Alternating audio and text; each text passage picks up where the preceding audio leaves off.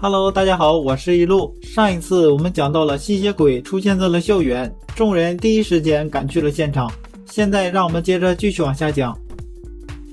米娅看起来好像是正在驱赶着围绕在自己周围的精灵。甘比古见状，确定米娅就是吸血鬼，于是便扔出了手上的咒符，六掌短剑如同具备了翅膀，在低空滑行，咒符围绕在连接车的六角形顶点着地，其效果是阻断视觉与听觉，但是没有阻碍尸体移动的效果。事不宜迟，大家迅速出手。艾丽卡看都不看丽娜一眼，便以单手突刺的姿势挥刀砍向米娅。丽娜边喊艾丽卡边构筑魔法式，要发动魔法企图震飞艾丽卡。施文字突然赶到，发动魔法制止了丽娜。被艾丽卡刺伤的米娅伤口迅速的恢复，而且竟然还能空手接白刃，这可让丽娜恍惚了。就在她愣在原地低语时，一声细语传入她的耳中，是希尔薇。她查询到吸血鬼就是米娅，冬天的气息骤然提升，寒气集中袭向了米娅。米娅在物理或者是魔法层面都来不及抵抗就被冻结了。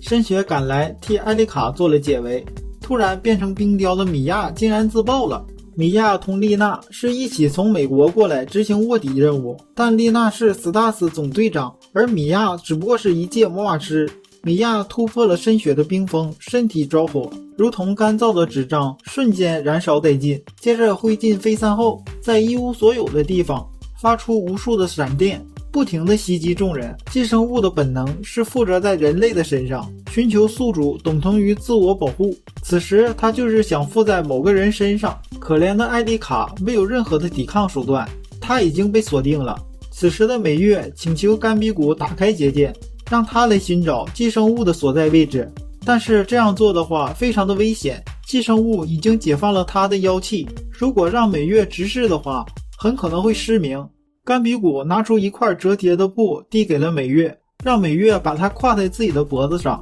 觉得危险时就用这块布遮住自己的双眼。此时的甘比古打开结界，下一瞬间冒着失明的危险，美月快速地找到了寄生物所在的位置，就在艾丽卡头上2公尺的地方。甘比古立刻施展反妖术式，射向美月指定的坐标。打野原本只是能模糊地捕捉寄生物的坐标，但是在甘比古的精灵魔法的辅助下，现在具体的坐标清晰可见。不过美月这边危险了，美月喊道：“来了！”甘比古立刻展开结界，模拟剑的响子斩断了寄生物伸出的丝，寄生物逃之夭夭。但实际上寄生物并没有逃多远，而是附身到了机器人研究社团的女仆机器人身上。很快情人节到了，大家纷纷的按照传统准备起巧克力来。穗香一直以来都爱慕着打野，甘心一直守护在打野的身旁，在情人节这一天送出了巧克力给打野，打野也回送了一对水晶法式，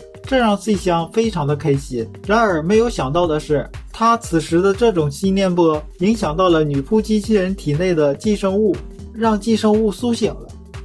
在那场校园内遭遇战后，媒体几乎不再报道与吸血鬼相关的新闻了。事件上表面看起来平静了，但是实际上失踪的人数比往年还是要多的。原因是吸血鬼的行动变得更加的巧妙了。打野猜测，也许吸血鬼之间有着共同的直觉，感知到了危机。现在女仆机器人皮库西从早上开始就不对劲了，她执行自我诊断程序之后，本应该进入待机状态，但是她却连接到学生名册入侵一高的服务器，对她执行了强制停止的命令，但是她还是会重新启动，重新连接到学生名册，最后直到服务器关闭无法连接，皮库西才停止了连接学生名册。在皮库西体内观测到了高浓度的响子与灵子的痕迹，打野唤醒了皮库西后，他却紧紧地抱住了打野，这让大家非常的吃惊。美月为皮库西做了检查，发现他体内有着吸血鬼寄生物，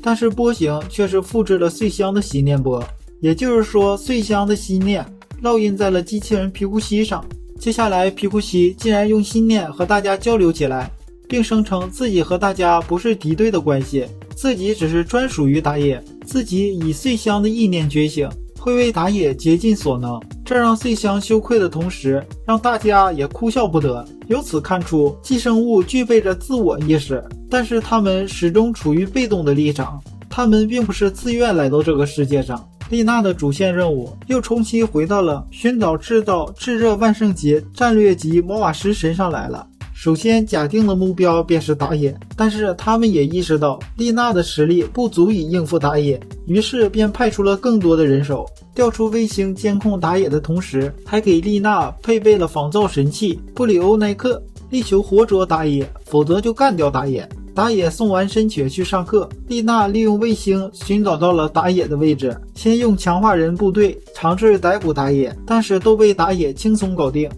于是丽娜对他来了一波战略级魔法重金属爆散，还不惜解除幻影，专注于攻击术士。丽娜掏出布里欧奈克对着打野，一开始丽娜并没有想置他于死地，打野也明白被 USNA 抓到了没什么好下场，果断拒绝了当小白鼠。打野直接拿出了自己银色的 CAD， 开枪炸毁了布里欧奈克，丽娜也受到重伤倒地。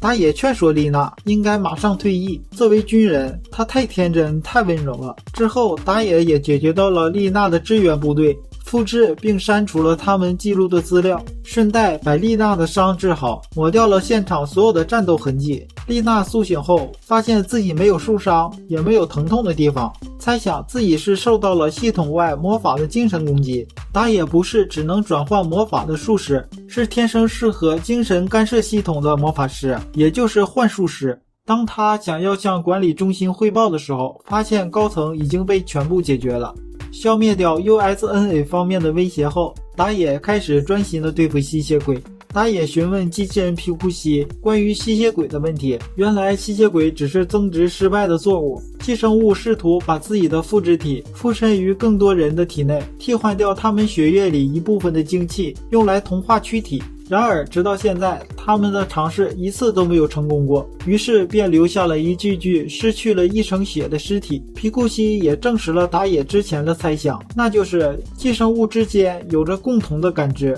而且现在皮库西感知到其他个体正在以思念波寻找着他。于是打野让皮库西换了身衣服，带着他、深雪、穗香一起来到了青山墓园，引蛇出洞。3名吸血鬼果然现身，他们表示想和打野谈谈，只要能让皮库西回来，今后便不会对日本的魔法师采取任何的敌对行动。但是皮库西却不愿意，执意要跟着主人打野。打野很清楚，他们即使不会对魔法师采取行动，也会让寄生物寻找其他新的宿主，而且伤害了那么多的魔法师之后，连句道歉都没有，凭什么今后要相信他们不会造成危害呢？双方由此爆发了激烈的冲突。打野从以往的经验总结出，要是破坏肉体，寄生物就会飞散，即使是以深血的魔法冰冻，他们也会自爆逃走。寄生物不是依附在人体的器官，而是依附在人类的精神，所以命中身体的任何部位都没有本质性的差异。既然如此，就应该瞄准全身最深的部位，也就是提供燃料